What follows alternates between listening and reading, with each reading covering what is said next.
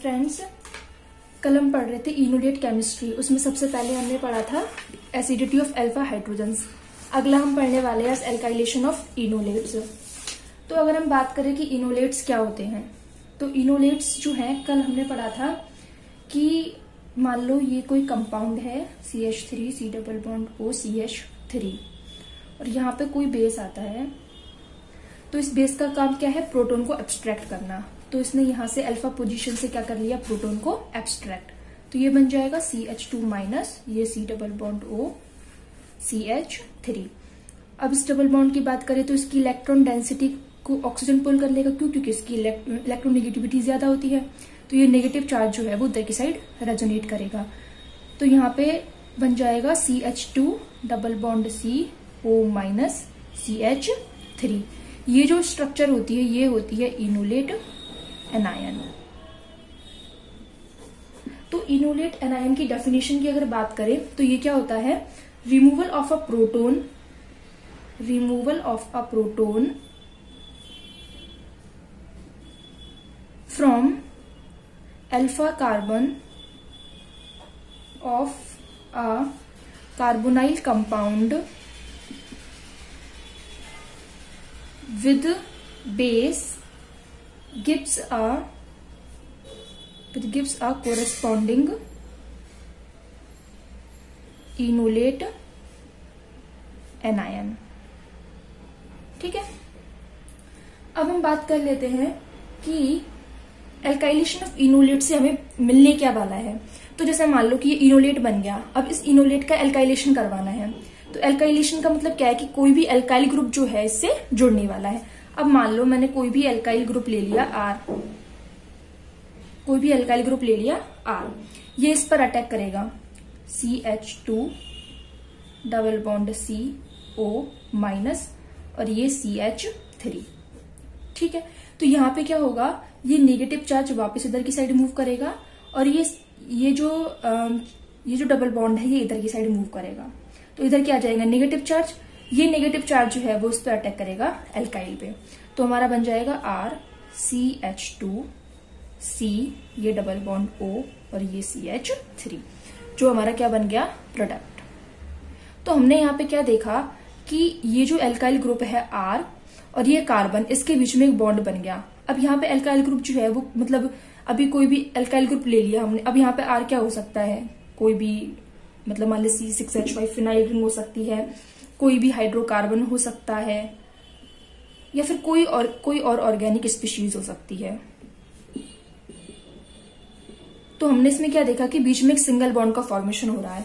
तो जब भी हम बात कर रहे हैं एल्काइलेशन ऑफ इनोलेट्स की, तो इसका सिंथेसिस में क्या यूज है कि यहाँ पे हम बात करते हैं कि कार्बन कार्बन बॉन्ड फॉर्मेशन कैसे होता है।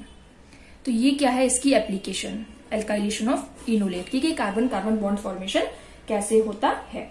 अब यहाँ पे हम लोग बात कर लेते हैं कि भाई बेस क्या मतलब बेस कैसा लेना है। जैसे हम बार बार बात कर रहे हैं कि बेस लेना है, तो बेस जो है वो दो तरीके का होता है। एक तो होता है स्ट्रॉन्ग बेस और एक होता है वीक बेस। स्ट्रॉन्ग बेस की एग्जांपल की बात करें जैसे कि LDA LINET2। जैसे LDA की फुल फॉर्म क्या होती है? LDA की फुल फॉर्म होती है lithium di isopropyl amide N। ये होगी दो आइसोप्रोपाइल ग्रुप, ये नेगेटिव चार्ज और ये हो जाएगा Li+। ठीक है, ये हो जाएगा LDA और LINET2 की स्ट्रक्चर कैसे होगी? तो वही ये नाइट्रोजन, ये यहाँ पे जोड़ रहा है इथाइल ग्रुप, यहाँ पे इथाइल ग्रुप, ये नेगेटिव चार्ज और ये Li+। ये तो बात हो गई स्ट्रॉन्ग बेस की। तो हम स्ट्रॉन्ग बेस को कब यूज में लेंगे? तो स्ट्रॉन्ग बेस जो है उसको हम यूज में लेंगे तो जो हमारा जो कंपाउंड है जिसका हमको डीप्रोटोनेशन करवाना है, तो जितना भी अमाउंट है, मान लो कि हमारे पास में 100 मॉलिक्यूल है, तो सारे के सारे जो मॉलिक्यूल है यहाँ पे क्या हो जाएंगे? वो डीप्रोटोनेट। सारे के सारे मॉलिक्यूल क्या हो जाएंगे? डीप्रोटोनेट। और फिर वहां पे क्या हो जाएगा? उनका सब्सिक्वेंट अपन एल्काइलेशन करवा देंगे in the case of strong base. अगर हम बात कर लेते हैं किसकी? वीक बेस की। तो सबसे पहली बात तो कि वीक बेस को हम कब यूज में लेंगे? तो वीक बेस को हम तब यूज में लेंगे मान लो कोई ऐसा कंपाउंड है हमारे पास जिस कंपाउंड में ऑलरेडी क्या है? Compound having electron withdrawing group, मतलब वो कंपाउंड ऐसा है जिसमें पहले से ही क्या है, इलेक्ट्रॉन विड्रॉइंग ग्रुप। जैसे कि मैं बात कर लेती हूँ इसकी, यहाँ पे ये है CH2 ग्रुप, ये CN और ये CN। तो यहाँ पे हम क्या देख रहे हैं कि ये जो CH2 ग्रुप है इससे दोनों तरफ ही क्या जुड़े हुए हैं, CN। ये जो CN होता है इसका बहुत ज्यादा -M और बहुत ज्यादा -I इफेक्ट होता है। मतलब ये क्या करता है, स्ट्रॉन्ग -M और -I इफेक्ट शो करता है, जिसकी वजह से क्या होता है कि यहाँ पे जो CH2 है सॉरी, उस यहाँ CH2 से मतलब ये जो कार्बन है इससे अटैच जो हाइड्रोजन है, ये दोनों इनकी जो एसिडिटी होती है वो बहुत ज्यादा हो जाती है। जैसे कि मान लो अब यहाँ पे आ गया बेस आ गया कोई भी, तो अपन को यहाँ पे वीक बेस चाहिए, तो वीक बेस मान लो मैंने ले लिया NET3, ठीक है। तो ये NET3 क्या करेगा, यहाँ से इस प्रोटोन को लेगा और यहाँ पे क्या बन जाएगा हमारे पास में CH, ये नेगेटिव चार्ज, ये C, ये ट्रिपल बॉन्ड N और ये C ट्रिपल बॉन्ड N। तो हम यहाँ पे देख रहे हैं कि ये जो नेगेटिव चार्ज है वो क्या है, रेजोनेंस के द्वारा स्टेबिलाईज हो रहा है, ठीक है। ये इधर भी हो सकता है और ये इधर भी स्टेबिलाईज हो सकता है। तो यहाँ पे रीजन क्या है वीक बेस लेने का, कि ये जो दोनों ग्रुप है इस नेगेटिव चार्ज को बहुत ज्यादा स्टेबिलाईज कर रहे हैं, तो यहाँ पे हमें स्ट्रॉन्ग बेस की नीड नहीं है, ठीक है। अब अगर अपन बात कर ले कि और कौन सा वीक बेस हो सकता है, तो एक वीक बेस तो हमने देख लिया NET3, और एक वीक बेस हो सकता है NaOET, एक हो सकता है K2CO3, बहुत सारे ऐसे ही, ठीक है। और स्ट्रॉन्ग बेस में हमने बात कर ली LDALINET2। ये बात हो गई हमारे बेस की। अब इसके बाद में हम लोग बात कर लेते हैं कि एल्काइलेटिंग एजेंट कौन कौन से हो सकते हैं। जैसे हमने बात कर रहे हैं हम एल्काइलेशन की, तो एल्काइलेटिंग एजेंट भी तो चाहिए कौन कौन से एल्काइलेटिंग एजेंट हो सकते हैं। तो एल्काइलेटिंग एजेंट में 4 तरह के एल्काइलेटिंग एजेंट हमारे पास हो सकते हैं। तो पहला तो हम बात कर लेते हैं एल्काइल हैलाइड्स की। तो एल्काइल हैलाइड्स जो है उसमें हमारे पास में हो सकता है मिथाइल हैलाइड, CH3X। अब यहाँ पे X जो है वो कोई भी हो सकता है, जैसे क्लोराइड है, ब्रोमाइड है, ये हो सकते हैं, ठीक है। अब यहाँ पे आयोडाइड है, methyl halide, 1 degree halide, 2 degree halide, allyl halide, benzyl halide, ठीक है। एलाइल हैलाइड क्या होता है, एलाइल हैलाइड जैसे कि ये CH2 डबल बॉन्ड CH2X, ये हो जाता है एलाइल हैलाइड, और बेंजाइल हैलाइड होता है CH2X, ये होता है हमारा बेंजाइल हैलाइड। लेकिन यहाँ पे जो इंपोर्टेंट पॉइंट है वो क्या याद रखना है हमको कि 3 डिग्री हैलाइड जो होता है वो कभी भी यहाँ पे रिएक्शन में पार्टिसिपेट नहीं करता, और एक होता है एराइल हैलाइड, वो भी रिएक्शन में यहाँ पे पार्टिसिपेट नहीं करता है। मतलब अगर हमारे पास में 3 डिग्री हैलाइड या फिर एराइल हैलाइड है तो हम यहाँ पे उनसे एल्काइलेशन नहीं कर पाएंगे, ठीक है। इसका रीजन हम अभी देखेंगे। दूसरा है हमारा कि सल्फोनेट्स। सल्फोनेट्स जो है, सल्फोनेट्स होते क्या है, तो हम जानते हैं कि सल्फोनिक एसिड क्या होता है, RSO3H, मतलब R, ये S, double bond O, double bond O, OH, ये होता है हमारा सल्फोनिक एसिड। अब सल्फोनिक एसिड जो है, अब मान लो यहाँ पे कोई भी वही बेस आ गया, मतलब कोई, ठीक है। तो बेस आते ही क्या हो जाएगा, यहाँ पे से H+ निकल जाएगा, तो ये क्या हो जाएगा RS डबल बॉन्ड O, ये O-, और यहाँ पे कोई भी मेटल स्पीशीज आ जाएगी, तो ये क्या बन जाएगा हमारा सॉल्ट, ठीक है। एक तो तरीका ये है कि यहाँ पे कोई सॉल्ट इस टाइप का बन जाए, या फिर यहाँ पे क्या हो जाए, ये इस तरीके से बन जाए RS double bond O, double bond O, और यहाँ पे कोई एल्काइल स्पीशीज आ जाए, ठीक है। तो इन दोनों ही केस में ये दोनों क्या होते हैं हमारे सल्फोनेट्स, ठीक है। ये क्या होते हैं सल्फोनेट्स। जैसे कि अपन कुछ सल्फोनेट्स की बात कर लेते हैं। For example methyl sulfonate, sorry methane sulfonate. तो मिथेन सल्फोनेट क्या होता है, मिथेन सल्फोनेट होता है CH3S double bond O, double bond O, OCH3। Trifluoro ऐसे ही होता है, trifluoro methane sulfonate, trifluoro methane sulfonate. Paratoluene sulfonate,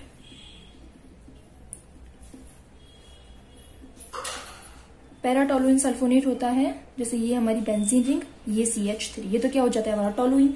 अब हम बोल रहे हैं कि पैराटोलुइन सल्फोनेट, तो यहाँ पे क्या हो जाएगा, ये SO2O CH3। ये हो जाता है हमारा पैरा टोलुइन सल्फोनेट।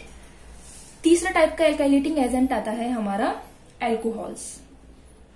अब एल्कोहल्स जो है उसमें भी हम क्या है 1 डिग्री एल्कोहल ले लेंगे, 2 डिग्री एल्कोहल ले लेंगे, लेकिन 3 डिग्री एल्कोहल जो है वो यहाँ पे भी हम लोग नहीं लेंगे। ठीक है, जब हम लोग एल्कोहल्स को as a alkylating agent use में लेते हैं तो उस रिएक्शन का हम लोग मतलब वो एक नेमिंग रिएक्शन हो जाती है, जैसे कि एप्पल रिएक्शन, जैसे कि मित्सुनोबु रिएक्शन, तो वो क्या बन जाती है नेमिंग रिएक्शन।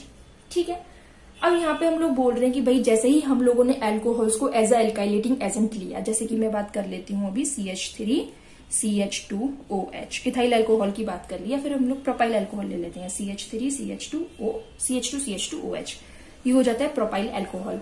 अब मान लो यहाँ पे हमारे पास में कोई भी इनोलेट आ गया, मैंने ये इनोलेट ले लिया CH2 माइनस CH2 ये डबल बॉन्ड CO माइनस और ये हो जाएगा CH3। ठीक है, ये इनोलेट बन गया हमारा। अभी जो इनोलेट बना है यहाँ पे क्या होगा, ये वाला बॉन्ड इधर की साइड जाएगा, ये वाला बॉन्ड इधर की साइड जाएगा, और यहाँ पे क्या आएगा, ये पॉजिटिव चार्ज और ये नेगेटिव चार्ज, और ये यहाँ पे अटैक करना चाहिए। यही पढ़ा था हमने, लेकिन हमें यहाँ पे ये भी तो होना चाहिए कि जो लीविंग ग्रुप यहाँ पे निकल रहा है वो क्या होना चाहिए, स्टेबल होना चाहिए। तो ये जो यहाँ पे OH माइनस लीविंग ग्रुप है, यहाँ पे क्या है OH माइनस लीविंग ग्रुप, ये जो लीविंग ग्रुप होता है ये गुड लीविंग ग्रुप नहीं होता है। गुड लिविंग ग्रुप नहीं होता है इसका मतलब कि ये यहाँ से ऐसे जाने वाला नहीं है। ठीक है, ये यहाँ से कब जाएगा, OH माइनस की फॉर्म में तो निकलेगा नहीं, इसको हमें क्या बनाना पड़ेगा, good leaving group. Good leaving group बनाने के लिए क्या करेंगे कि हम यहाँ पे पहले किसी के साथ में रिएक्शन करवाएंगे, इसको गुड लिविंग ग्रुप बनाएंगे। जैसे कि अब मान लो हमने रिएक्शन करवा दी इसकी, मान लो रिएक्शन करवा देते हैं हम Me, या फिर यहाँ पे ले लेते हैं हम कोई एसिडिक मीडियम ले लेते हैं, क्या ले लेते हैं, एसिडिक मीडियम। तो एसिडिक मीडियम लिया हमने, तो यहाँ पे क्या आ जाएगा, H+ आ जाएगा, और इस H+ के आते ही क्या होगा, यहाँ पे इस H+ को क्या मिले, ये प्रोटॉन्स मिले, सॉरी इलेक्ट्रॉन्स, तो यहाँ पे क्या हो जाएगा CH3 CH2 CH2 ये O ये H, और ये जो प्रोटॉन है वो यहाँ पे जाकर के जुड़ जाएगा, और ये यहाँ पे क्या आ जाएगा, पॉजिटिव चार्ज। अब हमें पता है कि वाटर जो होता है वो क्या होता है, गुड लीविंग ग्रुप। ठीक है, ये अच्छे खासा लीव कर जाएगा यहाँ से, तो ये वाला जो बॉन्ड है वो उधर के साथ ब्रेक हो जाएगा, और यहाँ से मिल जाएगा हमें CH3 CH2 CH2 plus propyl cation मिल जाएगा, और ये वाटर मॉलिक्यूल यहाँ से निकल जाएगा। तो अब ये जो CH3 CH2 CH2 प्लस है ये हमारे इनोलेट पे क्या करेगा, अब अटैक करेगा। तो हमारा इनोलेट क्या था, CH2 double bond CO minus CH3, और अब हमारा जो इलेक्ट्रोफाइल है वो क्या है, CH3 CH2 CH2, और ये हो जाएगा प्लस, ये वाला बॉन्ड यहाँ पे ब्रेक करेगा और ये जो है वो यहाँ पे अटैक करेगा। तो अब हमारा क्या बन जाएगा, ये प्रोपाइल, ये CH2, ये C डबल बॉन्ड O और ये CH3। इस तरीके से हमारी रिएक्शन जो है वो कंप्लीट हो जाएगी। चौथा जो एल्काइलेटिंग एजेंट है वो हमारा हो सकता है इपॉक्साइड। इपॉक्साइड क्या होते हैं, इपॉक्साइड जो एक 3 मेंबर्ड रिंग होती है जिसमें एक क्या होता है, ऑक्सीजन एटम, मतलब 3 मेंबर्ड रिंग होती है, और वो भी क्या होती है, हेट्रो एटोमिक। ठीक है, यहाँ पे क्या होता है, एक ऑक्सीजन होता है, तो ये क्या बन जाती है, इपॉक्साइड रिंग।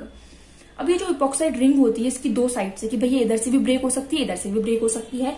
तो अगर मान लो कि यहाँ पे कोई सब्सटेंस जुड़ा हुआ है और यहाँ पे कुछ भी नहीं जुड़ा हुआ, तो ये क्या हो जाए, ये क्या है, सब्सटीट्यूटेड साइट, और ये क्या है, अनसब्सटीट्यूटेड साइट, अनसब्सटीट्यूटेड साइट। तो जैसे ही यहाँ पे इनोलेट अटैक करेगा तो वो किधर की साइड अटैक करेगा, जहां पे लेस सब्सटीट्यूटेड पोजीशन होगी। तो इन दोनों में से ये वाली लेस सब्सटीट्यूटेड पोजीशन है, तो इनोलेट जो है वो कहां पे अटैक करेगा, यहाँ पे अटैक करेगा हमारा इनोलेट।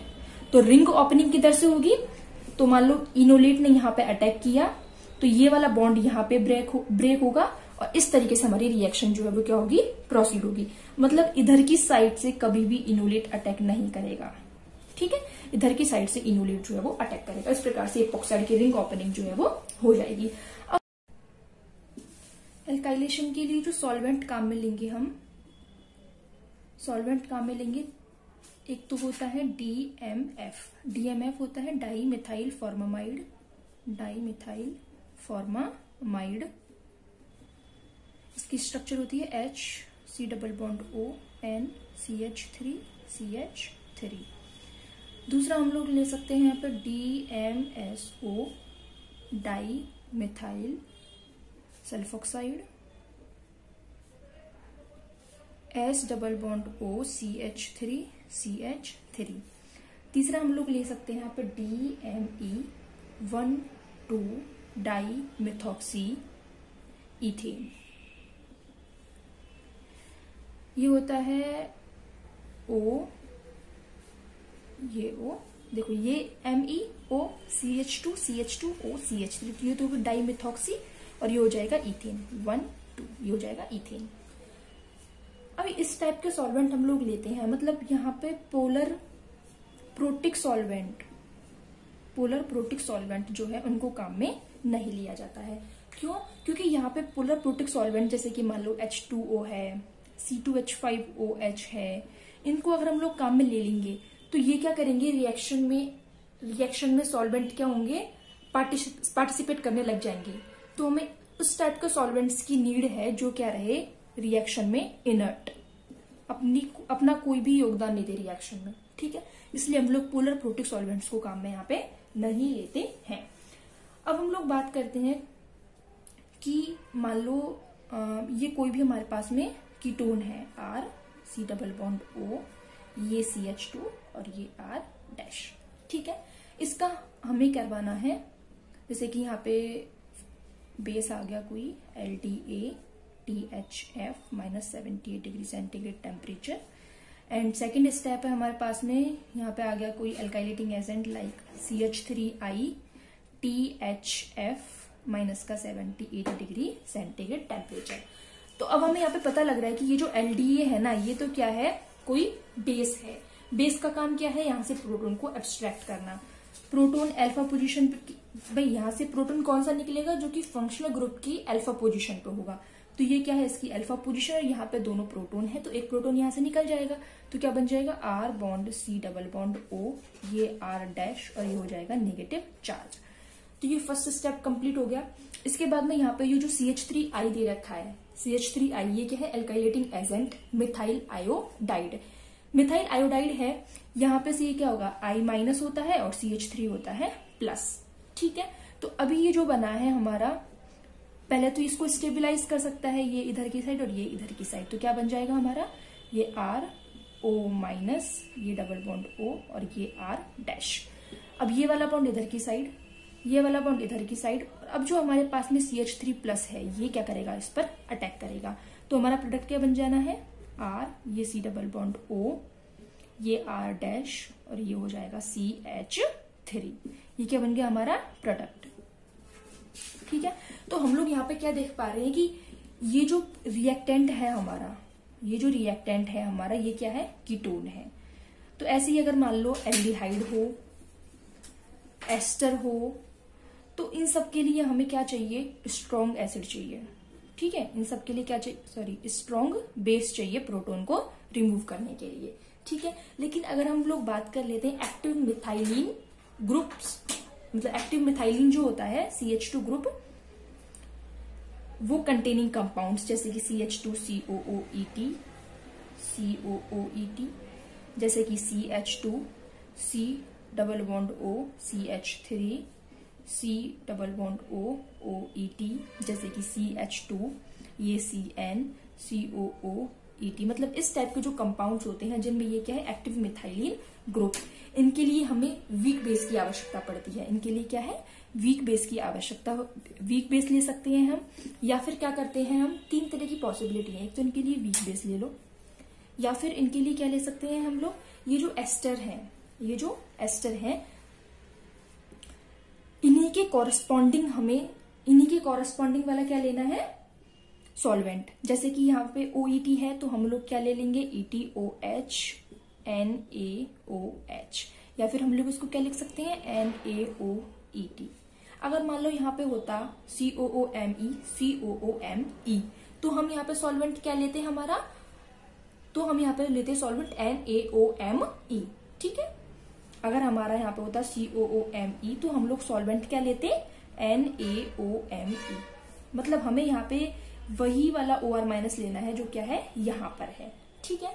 फिर इसके बाद में हम लोग देखते हैं कि तीसरा टाइप का बेस कौन सा हम लोग ले सकते हैं, तो NaHDMF, मतलब ये कोई इनर्ट सॉल्वेंट है। अब ये NaH लेने का रीजन क्या है कि ये NaH कैसे रहता है, Na+ और H-। अब ये जो H- है वो इसको यहां से प्रोटॉन को लेगा, ठीक है, तो ये क्या बन जाएगा CH-, ये C double bond O, C double bond O, और यहाँ पे कुछ भी है, मतलब कुछ भी हो सकता है इनमें से, तो वो है। अब यहाँ पे जो CH- निकला, CH- है, और यहाँ पे जो प्रोटॉन निकला है ये H+, ये H+ इस H- के साथ में क्या करेगा, रिएक्शन करेगा, और यहाँ पे क्या बन जाएगा हमारा हाइड्रोजन गैस, जो कि गैस है, तो ये क्या हो जाएगी, यहाँ से इवॉल्व हो जाएगी, ठीक है, रिएक्शन मिक्सचर से इवॉल्व हो जाएगी। तो अब हम लोग देख रहे हैं कि यहाँ पे ये जो रिएक्शन है क्या हो गई, इरिवर्सिबल रिएक्शन हो गई। ये क्या हो गई, इरिवर्सिबल रिएक्शन, मतलब अब जो एनायन बन रहा है ना हमारा, वो क्या है, 100% स्टेबल है। तो इसलिए हम इस प्रकार का बेस भी यहाँ पे यूज में ले सकते हैं। तो जो एक्टिव मिथाइलिन ग्रुप होता है ना, उसके लिए दो पॉसिबिलिटी है, ज्यादातर हम दो टाइप के बेस लेते हैं, एक तो ये वाला बेस लेते हैं और एक ये वाला बेस लेते हैं।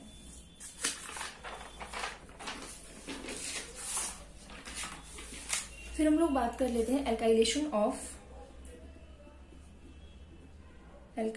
Of di ethyl malonate.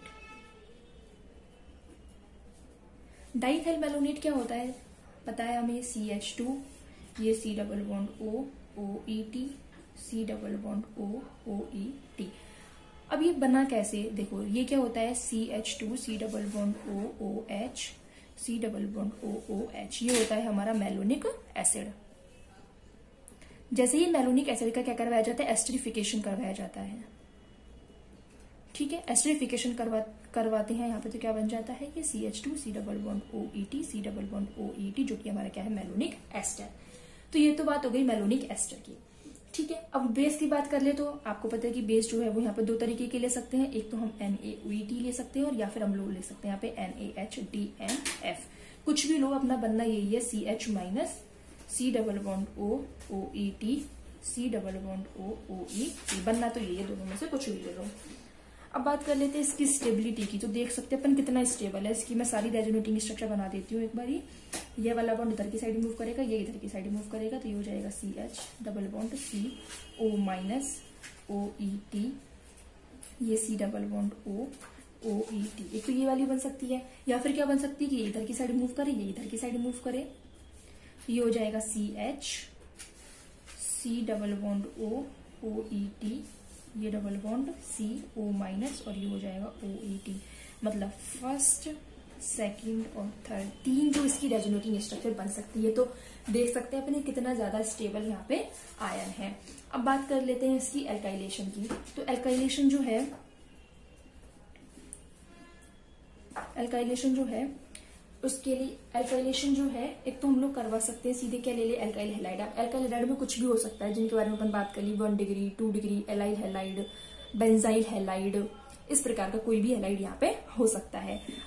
तो इस प्रकार का हैलाइड हुआ कोई, और हमारे पास में हमारा इनोलेट है CH double bond CO- OET और C double bond O, OET। तो ये बॉन्ड यहाँ पे मूव करेगा, ये वाला बॉन्ड यहाँ पे इधर की साइड जाएगा, और ये यहाँ से निकल जाएगा, क्योंकि हमें पता है कि ये जो रिएक्शन है वो क्या है, SN2 रिएक्शन है। और यहाँ पे SN2 रिएक्शन में क्या होता है, हमें इन्वर्जन वाला प्रोडक्ट मिलता है, और सारी स्टेप जो है वो क्या होती है, साइमल्टेनियसली होती है।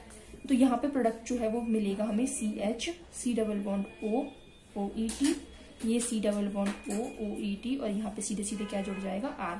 अब यहाँ पे आपको नहीं पता लग रहा होगा कि यहाँ पे कैसे इन्वर्जन हो रहा है, तो अपन अगला एग्जांपल देखते हैं इसके लिए। जैसे कि मैंने ले लिया यहाँ पे ये COOET, और यहाँ पे है ये OSO2Me, ठीक है। तो ये क्या है, मतलब अपना सल्फोनेट, ठीक है, ये क्या है, अपना सल्फोनेट। और यहाँ पे अपना इनोलेट तो फिक्स है ही है, ये वाला CO- OET, C double bond O, OET, होनी वही SN2 रिएक्शन है यहाँ पे। तो यहाँ पे क्या होता है कि ये वाला बॉन्ड इधर की साइड मूव करता है, ये वाला बॉन्ड इधर की साइड मूव करता है, और ये साइमल्टेनियसली यहाँ पे क्या करता है, ये अटैक करता है इधर की साइड, और ये निकल जाता है इधर से। तो अब हम लोग देख रहे हैं कि ये मतलब ये पीछे की साइड से, वेज का मतलब क्या है कि ये है far away from the viewer, ठीक है। और ये अटैक किसकी साइड से कर रहा है, ये टुवर्ड्स द व्यूअर अटैक कर रहा है। तो यही कारण है कि जो हमारा लिविंग ग्रुप पहले डैश पे था, अब हमारा जो अटैकिंग स्पीशीज है वो किस पे आ जाती है, वेज पे आ जाती है। तो ये हो जाता है COOET और ये आ जाएगा हमारा वेज पे, ये CH COOET और ये हो जाएगा COOET। तो यहाँ पे क्या मिल रहा है हमें, इन्वर्टेड प्रोडक्ट। ठीक है,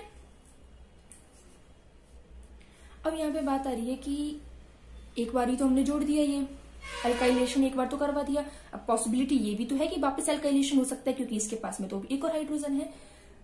तो यहाँ पे क्या हो सकता है कि अब ये अपन पर डिपेंड करता है कि अपन को कौन सा प्रोडक्ट चाहिए, मोनो एल्काइलेशन चाहिए या फिर मोनो एल्काइलेटेड प्रोडक्ट चाहिए या फिर डाई एल्काइलेटेड प्रोडक्ट चाहिए, ये अपन पर डिपेंड करता है। तो हम उसी हिसाब से रिएक्शन को प्रोसीड करवाते हैं।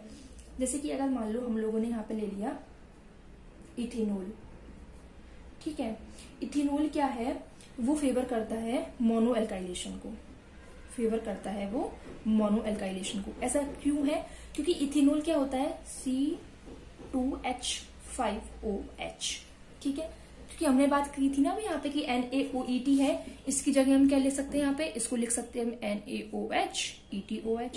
तो ETOH हमारे पास यहाँ पे प्रेजेंट है। तो ये जो ETOH होता है इसके पास में ये माइनस और ये प्लस, मतलब एसिडिक नेचर है इसका। ठीक है, तो जैसे ही हमने हमारे रिएक्शन मिक्सचर में ऐसा सॉल्वेंट लिया जिसका एसिडिक नेचर है, वो क्या करेगा यहाँ पे, जैसे अब हमारा मान लो ये तो मोनो एल्काइलेटेड प्रोडक्ट तो बन ही गया COOET और यहाँ पे कोई R है जो जिसका अपन अभी अटैक करवाया है। तो अब यहाँ पे मान लो कि बेस प्रेजेंट है, तो बेस क्या करेगा, इस प्रोटॉन को भी यहाँ से निकालेगा और ये बन जाएगा R COOET और ये हो जाएगा नेगेटिव चार्ज। लेकिन यहाँ पे ये क्या करेगा, ये जो इथेनॉल है ये क्या करेगा, अपना H+ यहाँ पे दे देगा। तो ये वापस से क्या बन जाएगा, यहाँ पे वापस से अपनी फॉर्म में आ जाएगा। मतलब बेस ने तो क्या किया, इसको इस फॉर्म में बनाया, लेकिन इथेनॉल के एसिडिक नेचर की वजह से ये रिएक्शन क्या हो गई, वापस से रिवर्स हो गई फॉरवर्ड डायरेक्शन में, सॉरी बैकवर्ड डायरेक्शन में। इस वजह से क्या हुआ, जो हमारा एल्काइलेटेड प्रोडक्ट डीप्रोटोनेट हुआ था वो वापस से क्या हो जाता है, प्रोटोनेट हो जाता है। तो इस वजह से हम लोग बोल रहे कि इथेनॉल जो है वो फेवर करता है मोनो एल्काइलेशन को। लेकिन अगर हम इथेनॉल की जगह अगर कोई इनर्ट सॉल्वेंट ले लेते हैं, अब हमें पता है कि इनर्ट सॉल्वेंट तो हम लोग ले सकते हैं, DMF ले सकते हैं, DMSO ले सकते हैं, ये सारे क्या है, इनर्ट सॉल्वेंट है। तो ये सारे क्या फेवर करेंगे यहाँ पे, डाई एल्काइलेशन को। ठीक है, अब अगर मान लो हम चाहते हैं कि भाई डाई एल्काइलेशन हो तो हम एक इनर्ट सॉल्वेंट ले सकते हैं। दूसरा हम लोग यहाँ पे क्या कर सकते हैं कि रिएक्शन जो है उसको, मतलब जैसे हम एक बार हमें एल्काइलेशन हो गया, फिर वापस से हमने उसमें बेस डाला, फिर वापस से उसका एल्काइलेशन करवाया, तो यहाँ पे डबल बार एल्काइलेशन करवाया, तो हमें क्या मिल जाएगा, डाई एल्काइलेटेड प्रोडक्ट। जैसे कि मैं एक रिएक्शन बताती हूँ, ये है CH2 COOET, ठीक है, यहाँ पे है NaH THF। तो हमें पता है ये तो क्या है, बेस है, ये निकालने वाला है यहाँ से प्रोटॉन और ये बन जाएगा COOET। अब यहाँ पे कोई एल्काइलेटिंग स्पीशीज आई Br, ये ऐसे, ये डबल बॉन्ड और ये ऐसे, ठीक है, ये हमारे पास में एल्काइलेटिंग स्पीशीज आ गई। तो ये जो है वो पहले क्या करेगा, इनोलेट बनाएगा। अभी इसने इनोलेट बनाया नहीं है, तो ये इनोलेट बनाया इसने CH, ये डबल बॉन्ड CO-, ये OET, ये C डबल बॉन्ड OET। तो ये वाला बॉन्ड इधर की साइड मूव करता है और ये वाला बॉन्ड जो है वो उधर की साइड मूव करता है। तो अब यहाँ पे क्या होगा, ये जो CH- बनेगा ये क्या करेगा, तुरंत ही यहाँ पे अटैक करेगा यहाँ पे, ठीक है, और ये जो Vr है ये निकल जाएगा। तो हमारा प्रोडक्ट क्या बन जाएगा यहाँ पे, CH COOET,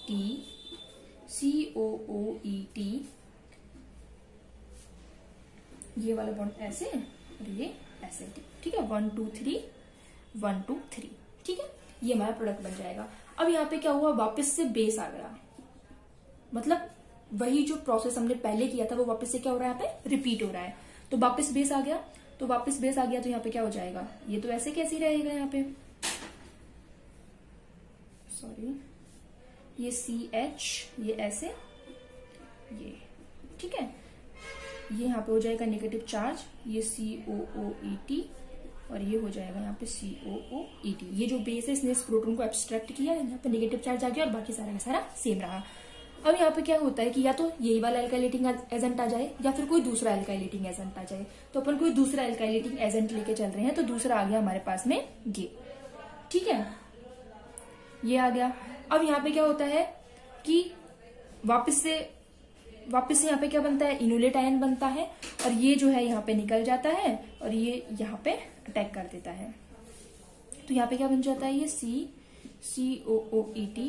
COOET, ये स्पीशीज यहाँ पे ऐसे कैसी रहती है, और ये यहाँ पे क्या होता है, ये ऐसे, और ये आ जाता है यहाँ पे ऐसे, ठीक है, 1 2 3 1 2 3, ठीक है। ये हमारा क्या बन जाता है, डाई एल्काइलेटेड प्रोडक्ट बन जाता है। तीसरी पॉसिबिलिटी क्या है, अगर हमें डाई एल्काइलेशन चाहिए तो तीसरी पॉसिबिलिटी है कि हम अगर मान लो कोई ऐसी एल्काइलेटिंग स्पीशीज ले ली जिसकी दोनों साइड ऐसी है कि दोनों तरफ से वो एल्काइलेट हो सकता है। जैसे कि अगर मान लो कोई ऐसी एल्काइलेटिंग स्पीशीज ले ली 1 2 3 4, ये, ठीक है। अब यहाँ पे इधर भी ब्रोमाइड है और इधर भी ब्रोमाइड है, और इसके बीच में 4 कार्बन है, 1 2 3 4, ठीक है। और हमारे पास में यहाँ पे इनोलेट तो सेम ही है, CH double bond CO minus OET, ये C डबल बॉन्ड O और ये OET, ठीक है। अब यहाँ पे क्या होगा, ये नेगेटिव चार्ज इधर की साइड मूव करेगा, ये यहाँ पे मूव करेगा और ये इधर की साइड, दोनों सेम साइड है, कहीं भी अटैक करवा सकते हो पहले। तो ये यहाँ पे क्या हो जाएगा, CH bond C double bond O OET, C double bond O OET, यहाँ पे क्या हो जाएगा, ये 1 2 3 4 और ये हो जाएगा PR। अब यहाँ पे क्या होगा, वापस से बेस आएगा, ठीक है। अब बेस यहाँ पे कोई सा भी हो सकता है, NaOET हो सकता है, NaHTHF हो सकता है, कोई भी बेस, ठीक है, जो हम लेना चाहें। तो यहाँ पे क्या हो जाएगा, ये वापस से C double bond O OET C, ये negative charge C double bond O OET, और ये यहाँ पे क्या रहेगा, 1 2 3 1 2 3 4, ये BR। तो वापस से इनोलेट बनेगा, यहाँ पे वापस से इनोलेट बनेगा, ये यहाँ पे इनोलेट बन जाएगा, फिर ये वापस से ऐसे जाएगा, यहाँ पे मैं इसको ऐसे शो कर देती हूँ, ठीक है। और ये यहाँ पे चला जाएगा इधर की साइड, और ये BR जो है यहाँ से निकल जाएगा। तो यहाँ पे हमारे एक साइक्लिक रिंग बनेगी, C double bond O OET, C double bond O OET। तो यहाँ पे हम देख रहे हैं 1 2 3 4 5 मेंबर्ड साइक्लिक रिंग यहाँ पे बन जाती है। तो इस प्रकार की साइक्लिक रिंग तभी बन सकती है जब यहाँ पे रिंग जो है वो 3 से 7 मेंबर्ड रिंग बने, 3 से 7 मेंबर्ड रिंग बने। जैसे कि अगर मान लो यहाँ पे हमारी जो एल्काइलेटिंग स्पीशीज है ये होती ये BR, ठीक है। अगर ये यहाँ से निकल जाता तो हमारी कितनी मेंबर्ड रिंग बनती, जैसे कि मैं आपको बता देती हूँ, CH माइनस ये C double bond O OET, C double bond O OET, ये यहाँ पे अटैक करता, BR निकल जाता। अब यहाँ से BR निकल जाएगा तो क्या बन जाएगा, ये CH C double bond O OET, C double bond O OET, ये यहाँ पे हो जाएगा CH2 और ये हो जाएगा BR। अब कोई रिंग बन सकती है क्या यहाँ पे, कि अगर इसको H को निकाले फिर यहाँ पे निकले तो कोई रिंग बनना पॉसिबल ही नहीं है। तो इस वजह से यहाँ पे क्या मिलता है, केवल मोनो एल्काइलेटेड प्रोडक्ट मिलता है। क्या मिलता है, मोनो एल्काइलेटेड प्रोडक्ट मिलता है, क्योंकि अगर ये BR माइनस यहाँ पे निकल भी जाता है तो यहाँ पे क्या आ जाएगा, पॉजिटिव चार्ज आ जाएगा, और फिर यहाँ पे कोई पॉसिबिलिटी ही नहीं है यहाँ पे कोई रिंग बनने की पॉसिबिलिटी ही नहीं है। नेक्स्ट टॉपिक है अपना alkylation of ethyl aceto acetate. Ethyl aceto acetate क्या होता है, इसकी स्ट्रक्चर होती है CH2 C double bond O CH3 C double bond O OET, ठीक है। ये इथाइल ग्रुप है, ये इथाइल ग्रुप हो जाएगा, एसीटो ग्रुप ये हो जाएगा, और ये हो जाएगा अपना एसीटेट ग्रुप। जैसे कि अपना होता है CH3COOH, ये होता है acetic acid. CH3COO minus plus H plus की फॉर्म में ये आयोनाइज होता है, तो ये क्या होता है, एसीटेट आयन CH3COO माइनस। तो ये वही है CH2C डबल बॉन्ड O। अब बस यहाँ पे ये कि एक हाइड्रोजन की जगह कौन जुड़ गया, COCH3। तो ये हो जाएगा इथाइल एसीटो एसीटेट। अब यहाँ पे क्या होता है कि बेस आता है NaOET, या फिर हम इसको ऐसे भी लिख सकते हैं कि NaOH बेस आता है। बेस इस प्रोटॉन को एब्स्ट्रैक्ट करेगा, ये बन जाएगा CH minus C double bond O CH3 C double bond O OET। यहाँ इससे बनेगा इनोलेट, ये आयोनाइजेशन में जाएगा, यहाँ पे ये इधर की साइड मूव करेगा और ये इधर की साइड मूव करेगा। CH double bond C O minus CH3 C double bond O OET। अब यहाँ पे हमारे पास में अल्काइलेटिंग एजेंट आ रहा है ब्यूटाइल ब्रोमाइड। ब्यूटाइल ब्रोमाइड आता है। अब यहाँ पे पता है अपन को SN2 मैकेनिज्म होनी है, ये वाला निगेटिव चार्ज इधर की साइड मूव करेगा, ये इधर की साइड, और ये जो ब्रोमाइड आयन है वो निकल जाएगा, मतलब ये Br माइनस यहाँ से निकल जाएगा इस तरीके से। तो हमारे पास क्या बन जाएगा यहाँ पे, ये CH C double bond O CH3 C double bond O OET। यहाँ पे ये ब्यूटाइल आकर के जुड़ जाएगा। ब्यूटाइल क्या है, CH3 CH2 CH2 CH2, ये क्या है, ब्यूटाइल ग्रुप। और जो एल्काइलेशन है हमने जो डाई इथाइल मैलोनेट में पढ़ा था उसी तरीके से हम यहाँ पे पढ़ लेंगे। फिर मैलोनिक एस्टर में जिसमें पढ़ा था उसी की तरह यहाँ पे भी एल्काइलेशन हो जाएगा। अब यहाँ पे हमने ये पढ़ा था RCH C double bond O OET C double bond O OET। तो एक जो है एप्लीकेशन हमने पढ़ी, अपन ये जो सिंथेसिस करवा रहे हैं इसका किसी कार्बन कार्बन बॉन्ड फॉर्मेशन में एल्काइलेशन ऑफ इनोलेट काम आता है। दूसरा अगर अपन लोग इसकी एप्लीकेशन की बात करें तो यहाँ पे ये दोनों, अब ये जो एल्काइलेटेड प्रोडक्ट बना है हमारा, इसमें यहाँ पे दोनों जगह एस्टर है। तो एक तो यहाँ पे क्या कर सकते हैं कि ये जो एस्टर है इसको एसिड में कन्वर्ट कर सकते हैं, और दूसरा ये है कि यहाँ पे दो एस्टर ग्रुप की जगह अपन को एक ही एस्टर ग्रुप रखना हो तो उसके लिए भी ये रिएक्शन इंपॉर्टेंट होती है। तो जैसे कि अपन पहली रिएक्शन की बात कर लेते हैं जिसमें अपन को इस एस्टर ग्रुप को एसिड में चेंज करना है। तो यहाँ पे ये जो रिएक्शन है वो 3 स्टेप में कंप्लीट होती है। तो पहला तो हमें क्या चाहिए होता है, यहाँ पे NaOH बेस चाहिए होता है, दूसरा होता है यहाँ पे एसिडिक वाटर, और तीसरा यहाँ पे होता है हीट। ये जब ओवरऑल रिएक्शन, मतलब यहाँ पे रिएक्शन कंप्लीट होती है पूरी, तो लास्ट में हमारा प्रोडक्ट बनता है ये। अब इसकी मैकेनिज्म देख लेते हैं हम। तो सबसे पहले क्या है, NaOH बेस। बेस का काम क्या है कि अगर एस्टर प्रेजेंट है तो यहाँ पे क्या करवा देगा, ये एस्टर का हाइड्रोलाइसिस। ठीक है, एस्टर का क्या करवा देगा, ये हाइड्रोलाइसिस। तो एस्टर का हाइड्रोलाइसिस होगा तो यहाँ पे क्या बन जाएगा, RCH C double bond O OH C double bond O OH। अब अपन को पता है यहाँ पे बेस तो प्रेजेंट है ये रिएक्शन मिक्सचर में। बेस की टेंडेंसी क्या होती है, प्रोटॉन को एब्स्ट्रैक्ट करने की। तो ये जब प्रोटॉन को एब्स्ट्रैक्ट कर लेगा तो यहाँ पे क्या बन जाएगा, RCH C double bond O O minus C double bond O O minus. अब यहाँ पे नेक्स्ट स्टेप में क्या है, हमारे पास में एसिडिक वाटर H3O प्लस। मतलब यहाँ पे जो हमारा रिएक्शन मिक्सचर है उसमें H प्लस भी प्रेजेंट है। तो अभी H प्लस क्या करेगा, यहाँ पे इसको प्रोटोनेट कर देगा और बन जाएगा हमारा RCH C double bond O OH C double bond O OH। अब नेक्स्ट स्टेप में क्या होगा, यहाँ पे मिल रही है हीटिंग इसको। तो हीटिंग मिलने पे क्या होगा कि ये जो बॉन्ड है ये अपन को पता है कि बहुत ज्यादा आयोनाइज टाइप का बॉन्ड है, ये आयनिक बॉन्ड है ना, तो ये इजीली ब्रेक हो जाता है हीट देने पे। तो ये वाला बॉन्ड जो है वो इधर की साइड पोलराइज होगा और ये वाला बॉन्ड इधर की साइड पोलराइज होगा। तो यहाँ पे क्या निकल जाएगा, अब यहाँ पे ये वाला बॉन्ड ब्रेक हो रहा है तो नेगेटिव चार्ज आ रहा है, और ये वाला बॉन्ड इधर की साइड ब्रेक हो रहा है तो इधर पॉजिटिव चार्ज आ रहा है। पॉजिटिव नेगेटिव क्या बना लेंगे, बॉन्ड बना लेंगे। तो इधर क्या निकल जाएगा, C, ये double bond O double bond O, और ये क्या है हमारा CO2 गैस, कार्बन डाइऑक्साइड, जो कि क्या होती है यहाँ पे इवॉल्व हो जाती है। और बचता क्या है यहाँ पे, RCH negative charge bond C double bond O OH। ठीक है, और यहाँ पे एक H प्लस भी बच रहा है हमारे पास में। अब अगर अपन CH माइनस की स्टेबिलिटी की बात करें तो हमें पता है कि ये वाला जो नेगेटिव चार्ज है वो इधर की साइड मूव कर जाएगा और ये डबल बॉन्ड वाला बॉन्ड इधर की साइड। तो इसकी रेजोनेटिंग स्ट्रक्चर क्या बन जाएगी, RCH double bond C O minus OH। मतलब यहाँ पे देखिए कि नेगेटिव चार्ज अच्छा खासा क्या है, स्टेबल है। अब यहाँ पे ये जो CH माइनस है इसको क्या चाहिए, एक प्रोटोन चाहिए। जो प्रोटोन ये वाला प्रोटोन है इसको गेन कर लेगा ये, और क्या बन जाएगा RCH2COOH। ठीक है, अब यहाँ पे क्या होता है कि ये तो बन गया, लेकिन अगली पॉसिबिलिटी क्या है कि भाई हीट तो अभी भी आ रही है, हीट तो अभी भी आ रही है, तो ये वाला बॉन्ड फिर से ब्रेक हो सकता है इधर की साइड और ये वाला बॉन्ड ब्रेक हो सकता है इधर की साइड।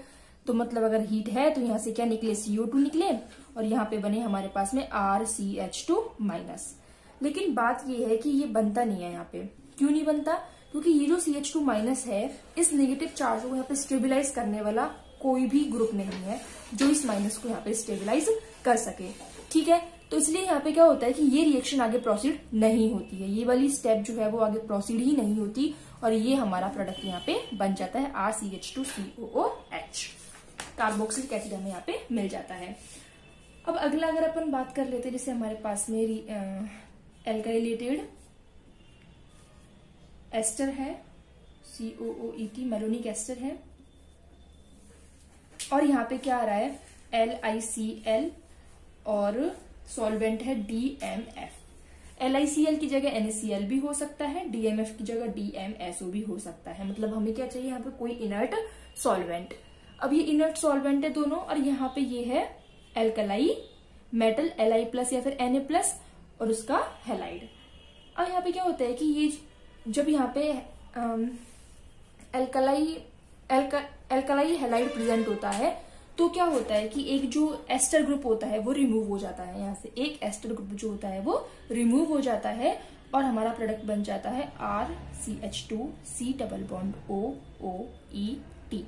ठीक है, तो यहाँ पे हमने देखा कि यहाँ पे एक एसिड ग्रुप मिल रहा था हमें और यहाँ पे मिल रहा था एस्टर, मतलब यहाँ पे कार्बोक्सिलिक एसिड मिल रहा है और यहाँ पे मिल रहा है हमें एस्टर। तो ये क्या हो जाएगी, इसकी एप्लीकेशन हो जाएगी इस रिएक्शन की। Aryl halide as a alkylating agent काम नहीं करता है। इसका रीजन क्या है, ये होता है अपना एराइल हैलाइड, ये बेंजीन रिंग है और इस पे जुड़ा हुआ है अपना कोई भी हैलाइड, अपन यहाँ पे ब्रोमीन जोड़ा है। अब हमारे यहाँ पे है मेलोनिक एस्टर, ये है मेलोनिक एस्टर। यहाँ पे कोई भी बेस आता है, वो बेस क्या करता है, यहाँ से प्रोटॉन को एब्स्ट्रैक्ट करता है और ये बन जाता है CH- C++OOET। नेक्स्ट स्टेप में क्या होगा, यहाँ पे करवाना है अपन को एल्काइलेशन। एल्काइलेशन SN2 मैकेनिज्म से होता है। ठीक है, अब ये जो कार्बन एटम है इस एराइल हैलाइड का, ये sp2 हाइब्रिडाइज्ड है। sp2 हाइब्रिडाइजेशन का मतलब ट्राइगोनल प्लेनर। पूरा जो सिस्टम है ये किस में है, एक प्लेन में है। तो अगर ये ब्रोमाइड अगर यहाँ से निकलता है तो ये इनोलेट आयन बैक साइड से अटैक करता है, तो ये बैक साइड से अटैक यहाँ पे पॉसिबल नहीं हो पाता है सेम टाइम में। तो इस वजह से यहाँ पे एल्काइलेशन इसका नहीं हो पाता है। अगर एल्काइलेशन हो जाता तो हमारा प्रोडक्ट क्या बनता, ये CH C++OOET और यहाँ पे क्या आ जाएगा हमारा फिनाइल रिंग। लेकिन ऐसा यहाँ पे होता नहीं है। लेकिन अगर मान लो हमें ये वाला प्रोडक्ट चाहिए तो हमें जो मैकेनिज्म है वो चेंज करनी पड़ती है। किस मैकेनिज्म से बनता है, यहाँ पे बेंजाइन मैकेनिज्म से बनता है। तो अगर अपन बात कर लेते कि बेंजाइन मैकेनिज्म क्या होती है, तो सबसे पहले क्या होता है कि जो एराइल हैलाइड होता है, ये एराइल हैलाइड और ये है अपना ब्रोमीन। तो यहाँ पे बेस लिया जाता है NaNH2 और यहाँ पे NH3 होता है अपना सॉल्वेंट। NH2- क्या होता है, बेस। इस बेस को चाहिए प्रोटॉन, तो ये क्या करेगा, इस वाले प्रोटॉन को, मतलब जो हैलाइड, ये जो हैलाइड जुड़ा हुआ होता है, इसकी ऑर्थो पोजीशन से क्या करता है, ये प्रोटॉन निकाल लेता है। तो ये प्रोटॉन को लेगा तो यहाँ पे क्या आ जाएगा, नेगेटिव चार्ज। यहाँ पे क्या आ जाएगा, ये नेगेटिव चार्ज और ये Br। फिर ये नेगेटिव चार्ज इधर की साइड और ये ब्रोमाइड यहाँ से निकल जाएगा और ये बन जाएगा इंटरमीडिएट बेंजाइन। ये बन जाता है अपना इंटरमीडिएट बेंजाइन। अब अपन को पता है कि रिएक्शन मिक्सचर में बेस तो है ही, तो ये बेस क्या करेगा, ये जो मेलोनिक एस्टर है CH2 C++OOET, इसका जो एसिडिक प्रोटॉन है उसको भी ले लेगा ये NaNH2 बेस और यहाँ पे क्या बन जाएगा CH- C++OOET। अब मैं यहाँ पे इनोलेट नहीं बना रही हूँ, इनोलेट आपको बनाना है, मैं इसको इस एरो से शो कर देती हूँ। ठीक है, अब यहाँ पे क्या होता है कि ये वाला बॉन्ड अब आइडेंटिकल है, कहीं भी इस बॉन्ड को अपन ब्रेक करवा सकते हैं। मैं मानती हूँ कि ये बॉन्ड इधर की साइड ब्रेक हो गया, तो यहाँ पे ये जो नेगेटिव चार्ज है ये बैक साइड से यहाँ पे अटैक करता है। तो अपना क्या बन जाएगा प्रोडक्ट, ये फिनाइल रिंग अपनी। ठीक है, ये फिनाइल रिंग है, यहाँ पे आ जाएगा नेगेटिव चार्ज, और ये जो CH है वो यहाँ पे जुड़ जाएगा, ये CH COOET का ट्वाइस। ठीक है, अब हमारे पास रिएक्शन मिक्सचर में क्या है, H+ पड़ा हुआ है, तो वो H+ यहाँ पे आ जाएगा और हमारा प्रोडक्ट बन जाएगा ये फिनाइल रिंग CH COOET का ट्वाइस, और यहाँ पे आ जाएगा हाइड्रोजन। मतलब ये हमारा क्या बन जाता है, डिजायर्ड प्रोडक्ट। इसको बेंजाइम मैकेनिज्म से हमें ये मिलता है। दूसरा हमने पढ़ा था कि जो 3 डिग्री हैलाइड होता है उसको भी एज अ एल्काइलेटिंग एजेंट हम लोग काम में नहीं लेते हैं। 3 डिग्री हैलाइड, जैसे कि एक एग्जांपल ले लेते हैं अपन, CH3, ये CH3 और ये हैलाइड कोई भी, ये क्या होता है 3 डिग्री हैलाइड।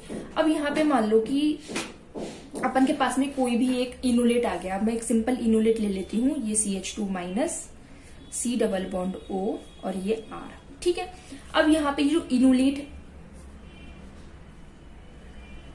मतलब ये वाला बॉन्ड इधर की साइड, ये इधर की साइड, तो यहाँ पे इनोलेट बनाया हमने, ये CH2 डबल बॉन्ड C, ये O- और ये बॉन्ड R। ये इनोलेट बन गया अपना, ये नेगेटिव चार्ज इधर की साइड और ये वाला बॉन्ड जो है वो इधर की साइड, तो ये बैक साइड अटैक करेगा यहाँ पे और ये X यहाँ पे निकलेगा।